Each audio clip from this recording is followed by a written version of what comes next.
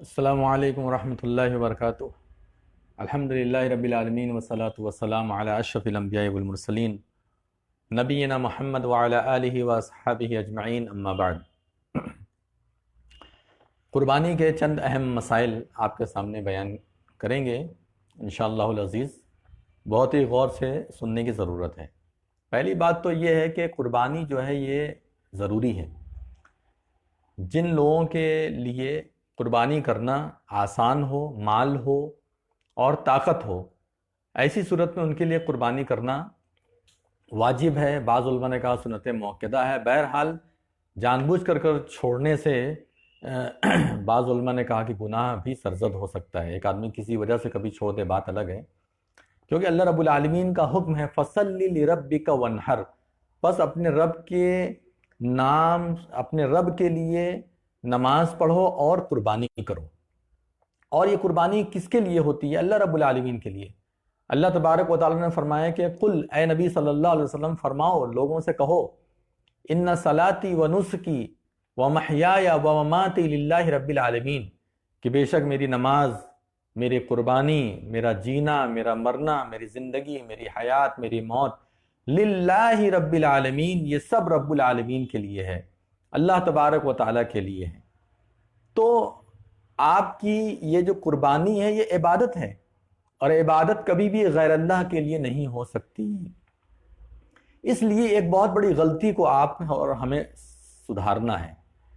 عام طور پر معاشرے میں یہ دیکھا جاتا ہے کہ لوگ کہتے ہیں بھائی میرے نام سے قربانی کر دو، یعنی میرے نام سے ذبح کر دو۔ یہ جانور کس کے نام سے ہوگا؟ تو جواب آتا ہے فلاں کے نام سے ہوگا۔ تو یہ بہت بڑی غلطی ہے۔ قربانی اللہ تبارک و تعالیٰ کے نام سے ہوگی، اللہ کے نام سے ہوگی بس۔ یہ جو ہوتی ہے قربانیاں، وہ ہمارے آپ کے یا کسی اور لوگوں کے طرف سے ہوتی ہے، یعنی یہ کہا جائے گا یہ قربانی میری طرف سے ہے، اللہم ھذا منی، اے اللہ یہ میری طرف سے ہے، یہ میری طرف سے ہے۔ یعنی کوئی بھی انسان یہ نہیں کہے گا کہ یہ جانور میرے نام سے قربان کر دو، اللہ کے نام سے قربانی ہوتی ہے۔ اسی لیے کہا جاتا ہے بسم اللہ اللہ اکبر، اللہ کے نام سے، اور اللہ سب سے بڑا ہے۔ تو یہ بہت بڑی غلطی ہمارے معاشرے کے اندر ہوتی ہے، اس غلطی کو سدھارنا چاہیے۔ اور نیت کے اوپر سارا دار و مدار ہوتا ہے، ورنہ جو ہے انسان کا ذبیحہ جو ہے حرام ہو سکتا ہے، اور یہ شرک کے دائرے میں آئے گا۔ قربانی غیر اللہ کے نام اگر آپ کر رہے ہیں، اپنے نام سے کریں، تو یہ شرک کے دائرے میں آئے گا۔ ملعون ہے وہ آدمی، اس کے اوپر لعنت ہے جو اللہ رب العالمین کے علاوہ کسی اور کے نام سے ذبح کرتا ہے، چاہے قربانی کے دن ہو، چاہے سال بھر میں کبھی بھی ہو، اللہ کے علاوہ کسی اور کے نام سے جانور ذبح نہیں کیا جا سکتا۔ اس لیے میرے بھائیوں، اس غلطی کو سدھاریے، اپنے معاشرے کے اندر بھی اس غلطی کو سدھاریے۔ لوگوں کو کہیے کہ یہ لفظ استعمال مت کرو کہ میرے نام سے یہ جانور کر دو، یا میرے نام سے یہ جانور ہوگا، میرے طرف سے ہوگا، فلاں کے طرف سے ہوگا۔ تو یہ مسئلہ آپ کو جاننا بہت زیادہ ضروری ہے۔ قربانی کرنا جیسا کہ میں نے بتایا ضروری ہے۔ اللہ کے رسول صلی اللہ علیہ وسلم اس معاملے میں اتنے زیادہ سخت تھے کہ آپ صلی اللہ علیہ وسلم نے ارشاد فرمایا کہ من وجد سعۃ، کے پاس جانور ہے، ولم یضحی، اس کے باوجود وہ قربانی اگر نہیں کرتا، فلا یقربن مصلانا، تو وہ ہماری عیدگاہ میں بھی نہ آئے، ہماری نماز پڑھنے کی جگہ پر بھی نہ آئے۔ اس سے بڑھ کر کے وعید کیا ہو سکتی ہے؟ یہ حدیث تو بالکل واضح طور پر ثابت کرتی ہے کہ انسان اگر طاقت رکھتا ہے تو اس کو قربانی کرنی چاہیے۔ یہ حدیث ابن ماجہ کے اندر ہے، اور حدیث نمبر ہے 3123، آپ اس کو دیکھ سکتے ہیں۔ اچھا، ایک مسئلہ یہ ہے کہ بعض لوگ یہ بار بار پوچھتے ہیں کہ کیا عقیقہ بھی ہو سکتا ہے اسی جانور پر؟ تو عقیقہ ایک الگ چیز ہے اور قربانی ایک الگ چیز ہے، دونوں کو ایک ساتھ آپ جوڑ نہیں سکتے ہیں۔ یا تو آپ کی نیت عقیقے کے لیے ہوگی، یا تو آپ کی نیت قربانی کے لیے ہوگی۔ اگر عید الاضحیٰ کی قربانی مراد ہے تو ایسی صورت میں اس میں عقیقے کی نیت داخل نہیں ہو سکتی ہے، دو نیت ایک ساتھ نہیں کی جا سکتی ہے۔ اسی طریقے سے ایک بات جو کہنا ہے وہ یہ کہ جو لوگ مالدار ہیں یا جن کے پاس جانور ہیں، وہ اپنے غریبوں میں جانور کو بھی تقسیم کر سکتے ہیں۔ دیکھیں، جانور اپنے ہاتھ سے ذبح کرنے کی ایک الگ خوشی ہوتی ہے۔ لوگ غریبی کی وجہ سے حصہ لے لیتے ہیں، یا بعض لوگ حصہ بھی نہیں لے پاتے ہیں۔ تو جو مالدار لوگ ہیں ان لوگوں کو چاہیے کہ جانور خرید کر کے اپنے اعزاء اقارب، جو ان کے قریب کے لوگ ہیں، ان لوگوں کو دے دے جانور خرید کر کے، یا اس کے پاس 8-10 جانور ہے، 4-5 جانور ہے، تو 1-2 جانور اپنے غریبوں کو دے دے، اس سے بہت فائدہ ہوتا ہے، آپ اس کا دل بھی جیت لیں گے۔ اور نبی صلی اللہ علیہ وسلم نے بہت بڑی نیکی بتائی ہے، کسی کے چہرے پر خوشی لا دینا، کسی کے چہرے پر خوشی لا دینا بہت بڑی نیکی ہے۔ افضل الاعمال اسے کہا گیا ہے، یعنی بہترین اعمال میں سے، فضیلت ترین اعمال میں سے یہ ہے کہ آپ کسی کے چہرے پر خوشی لا دیجئے۔ اور آپ صلی اللہ علیہ وسلم نے یہ عمل کیا ہے، یہ عمل کیا ہے۔ یہ بخاری شریف کی حدیث ہے، حدیث نمبر 5548، 5548۔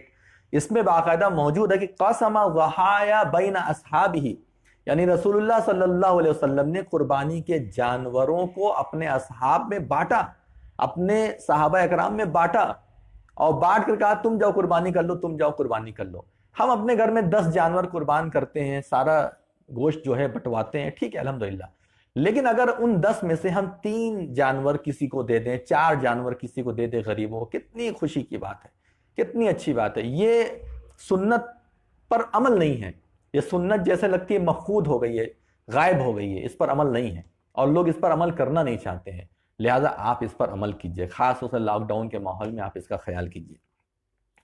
اسی طریقے پر ایک مسئلہ جو آپ کے سامنے بیان کرنا ہے وہ یہ کہ خاص طور سے مردے کا نام لے کر کے جو جانور ذبح کیا جاتا ہے یہ مشروع نہیں ہے۔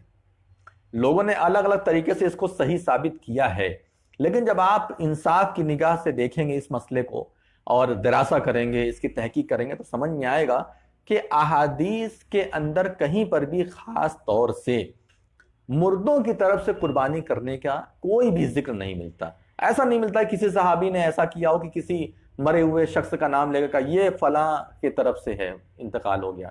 آپ صلی اللہ علیہ وسلم کے صحابہ کرام نے کبھی بھی یہ نہیں کہا کہ یہ جانور میں فلاں انتقال شدہ یا وفات شدہ جو صحابی ہیں ان کی طرف سے کر رہا ہوں، یا میں یہ جانور نبی صلی اللہ علیہ وسلم کی طرف سے کر رہا ہوں، ایک مثال بھی نہیں ملتی ہے۔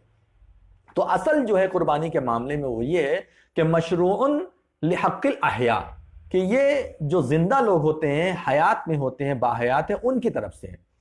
اور آپ دیکھیں بعض لوگ کہتے ہیں کہ اللہ کے رسول صلی اللہ علیہ وسلم نے اپنے امتی کی جانب سے قربانی کی، تو یہ دلیل پیش کر کے وہ غلط طریقے سے اپنی بات کو ثابت کرتے ہیں۔ اللہ کے رسول صلی اللہ علیہ وسلم ایک نبی تھے، ایک رسول تھے۔ بہت سارے صحابہ اکرام ایسے تھے جو غربت کی وجہ سے یا جانور نہ ہونے کی وجہ سے قربانی نہیں کرتے تھے، تو اللہ کے رسول صلی اللہ علیہ وسلم نے فرمایا کہ اللہم ھذا عنی وعمن لم یضح من امتی، یہ باقاعدہ نبی صلی اللہ علیہ وسلم نے دعا پڑھی ہے۔ کیا پڑھی ہے؟ اللہم ھذا عنی، اے اللہ یہ میرے طرف سے ہے، وعمن لم یضح من امتی، اور میری امت میں ان لوگوں کی طرف سے ہے جن لوگوں نے قربانی نہیں کی۔ قربانی کون نہیں کرتا ہے؟ جو زندہ ہوتا ہے یا جو مردہ ہوتا ہے، جو اس دنیا سے چلا گیا؟ زندہ لوگ کرتے ہیں۔ تو نبی صلی اللہ علیہ وسلم کی مراد یہ تھی کہ ہمارے بعض صحابہ اکرام جو غربت یا کسی دوسری وجہ سے قربانی نہیں کر پائے ہیں، تو ان لوگوں کی طرف سے بھی یہ قربانی ہو جائے۔ رسالت کا حق ادا کیا آپ صلی اللہ علیہ وسلم نے، یہ نہیں کہ نبی صلی اللہ علیہ وسلم نے پورے جتنی فوج شدہ لوگ ہیں سب کو اس میں شامل کر لیا، یہ مطلب نہیں۔ اس مطلب کو غلط طریقے سے جو ہے پیش کیا گیا، اس حدیث کا صحیح جو ہے معنی مفہوم لوگوں کے سامنے بیان نہیں کیا گیا۔ تو یہ میں نے آپ کو بتایا، یہ ترمذی کی حدیث ہے، آپ ترمذی میں اس کو جو ہے اچھے سے پڑھ سکتے ہیں۔ اب ایک مسئلہ یہ ہے آپ کے سامنے کہ ایک جانور کتنے لوگ کی طرف سے ہو سکتا ہے، اس سلسلے میں بھی اختلاف ہے۔ عام طور پر ہم یہ پڑھتے ہیں، تحریر میں پڑھتے ہیں، اور لوگ بیان بھی کرتے ہیں ہمارے معاشرے کے اندر کہ جو لوگ نصاب تک پہنچ جائیں ان کے اوپر قربانی ہے۔ نصاب کیا ہوتا ہے؟ نصاب کو سمجھنے کے لیے آپ زکوٰۃ کو سمجھیے۔ زکوٰۃ کب واجب ہوتی ہے، کب فرض ہوتی ہے؟ جب کسی کے پاس 85 گرام سونا ہو جائے، 85 گرام، یا 595 گرام جو ہے چاندی ہو جائے، 595 گرام چاندی، تو وہ صاحب نصاب کہلاتا ہے۔ اب اس کے اوپر زکوٰۃ جو ہے واجب ہو جاتی ہے۔ تو کیا کیا لوگوں نے، یعنی خاص طور سے میں نام لے لوں تو اس میں کوئی مذائقہ نہیں ہے، حنفی مسلک میں یہی ہے، ابو حنیفہ رحمۃ اللہ علیہ کے ماننے والے جو لوگ ہیں ان کے یہاں یہی ہے کہ جو انسان صاحب نصاب ہے اس کے اوپر قربانی ہے۔ اب گھر میں اگر 5 لوگ ہیں، مثلا ایک باپ ہے وہ بھی صاحب نصاب ہے، اولاد کے پاس بھی اتنا پیسہ ہے، چاہے شادی ہوئی ہو چاہے نہ ہوئی ہو، اتنا مال ہے کہ وہ صاحب نصاب ہے، تو سب کے طرف سے قربانی جو ہے واجب ہو جائے گی، اور صاحب نصاب اگر نہیں ہے تو اس کے طرف سے قربانی واجب نہیں ہوگی۔ تو یہ جو زکوٰۃ کا نصاب اٹھا کر کے قربانی کے مسئلے میں لا کر کے فٹ کر دیا گیا، یہ سمجھ سے باہر ہے۔ دلیل چاہیے بھائی، قُلْ هَاتُوا بُرْهَانَكُمْ إِن كُنتُمْ صَادِقِينَ۔ قرآن کا دو ٹوک معاملہ ہے کہ اگر تم سچے ہو تو دلیل پیش کرو۔ قربانی کا معاملہ بالکل الگ ہے۔ آپ کے پاس 20,000 روپیہ ہے، 25,000 روپیہ ہے، آپ ایک جانور قربان کر سکتے ہیں، اتنی طاقت ہے آپ کے پاس، قربانی کیجئے۔ نہیں ہے تو حصہ لے سکتے ہیں، 2,000 2,500 کا، 1,500 کا، یا جتنے کا بھی ملتا ہے۔ اگر آپ اتنی طاقت رکھتے تو آپ کو کرنا چاہیے۔ 85 گرام سونا ہونا ضروری تھوڑی نہیں ہے، 85 گرام سونا ہونا ضروری نہیں ہے۔ اور یہ کر دیا گیا حنفی مسلک کے اندر کہ جو بھی صاحب نصاب ہوگا اس کے طرف سے قربانی کو لازم کر دیا گیا۔ اب گھر میں اگر 5 لوگ صاحب نصاب ہے تو 5 جانور انہیں قربان کرنا پڑے گا یا تو حصہ لینا پڑے گا۔ یہ سنت کے خلاف ہے۔ اللہ کے نبی صلی اللہ علیہ وسلم نے پورے گھر بار کی طرف سے ایک جانور کی قربانی کی ہے، ساری بیویوں کی طرف سے اپنے طرف سے ایک جانور کی قربانی کی ہے۔ آپ حدیث پڑھیں ترمذی میں، اور ترمذی میں جو ہے تو حدیث ہے 1505، 1505 نمبر کی حدیث ہے۔